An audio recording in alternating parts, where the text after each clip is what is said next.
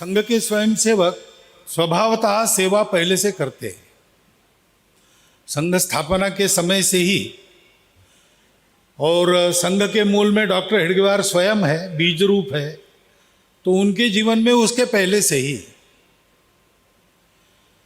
जहाँ जहाँ समाज में कोई आवश्यकता है, अभाव की पूर्ति करने की बात है, वहाँ वहाँ दौड़कर अपनी शक्ति लगाना ये था ही। और इसलिए जगह जगह संघ के स्वयंसेवक अपनी शक्ति बुद्धि अनुसार सेवा कर रहे थे। डॉक्टर हेडगेवार की जन्म शताब्दी के समय ऐसा सोचा गया कि देश भर में इतना सारा काम हो रहा है तो उसको एक व्यवस्था में लाएं और उसके आधार पर उस कार्य का और विस्तार करें।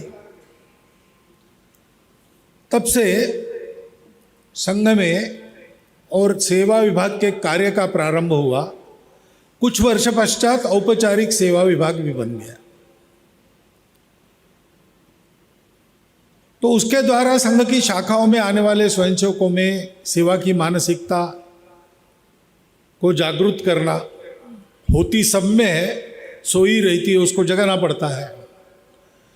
सब लोग उत्साह में काम करने के लिए आते हैं, लेकिन उत्साह के कारण दृष्टि थोड़ी एक लक्ष्य बन जाती है, उनका ध्यान बटोरना। भाई जैसे देश की सुरक्षा एक विषय है, वैसे देशवासियों की सेवा भी दूसरा विषय है, उसकी आवश्यकता है। ये सारे काम वो सेवा विभाग करता है। और फिर संघ के स्वयंसेवक जो सेवा करते हैं उसका कुछ स्वरूप बनता है, तो उसके न्यास संस्था ये सब बन जाता है। एक ऐसी सेवा की एक बड़ी सृष्टि संघ के स्वयंसेवकों की खड़ी हुई है। और ये भी नहीं है कि देश में सेवा करने वाले पहले संघ के स्वयंसेवक है।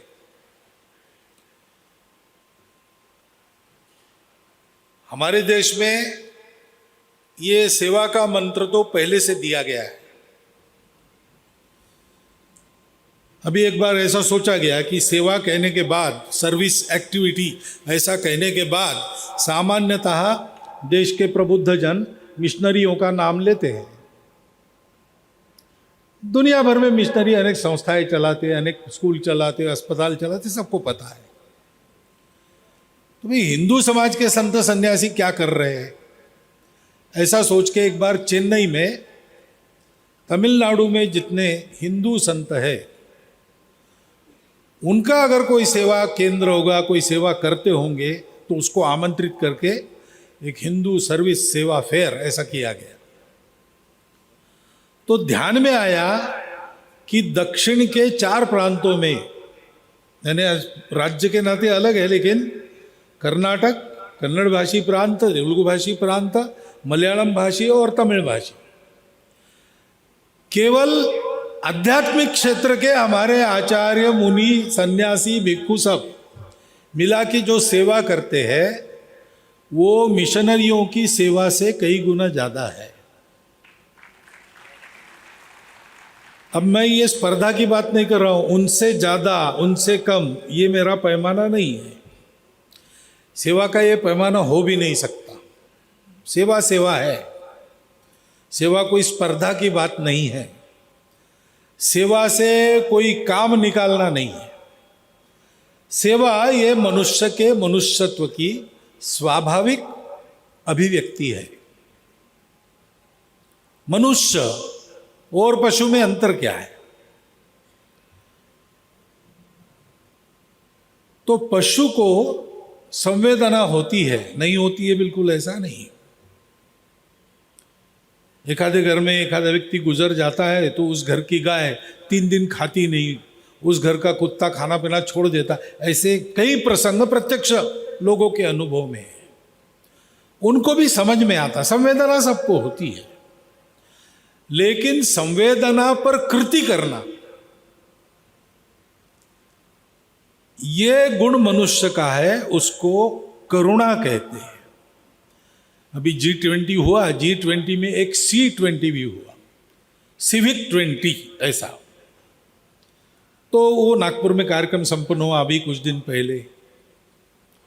उसमें हमारे देश के नोबेल पुरस्कार विजेता कैलाश सत्यार्थी जी आए थे, विवेकानंद केंद्र की उपाध्यक्षा निवेदिता भिड़ी जी आई थी। तो वहाँ आए थे, तो सत्यार्थी जी हमारे उत्सव में अध्यक्ष के नाते आए थे। निवेदिता जी का घर संघ का है, तो ये लोग मिले वहाँ नागपुर में, मैं भी था उस दिन।